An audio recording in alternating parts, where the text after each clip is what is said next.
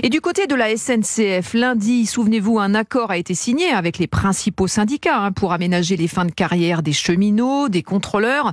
La direction du groupe a donc cédé pour éviter une grève massive lors des ponts du mois de mai, mettant du même coup un sacré coup de canif dans la réforme des retraites adoptée au forceps il y a toujours un an.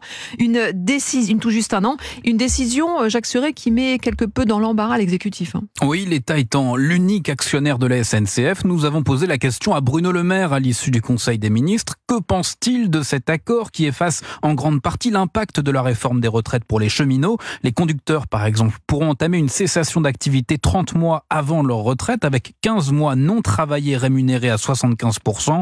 Réponse laconique du ministre de l'économie. Je vous renvoie aux décisions de la direction de la SNCF. Je pense que c'est à elle de vous apporter tous les éléments d'explication sur un accord qui est un accord syndical. Vous le saluez ou vous le regrettez ? Je n'ai pas d'autres commentaires à faire. Bruno Le Maire renvoie donc vers Jean-Pierre Farandou, le PDG de la SNCF, nommé par Emmanuel Macron. Pas d'autres commentaires à faire, dit le ministre. Juste après lui, la porte-parole du gouvernement, Prisca Thévenot, tente malgré tout de justifier cet accord avec un argument pour le moins surprenant.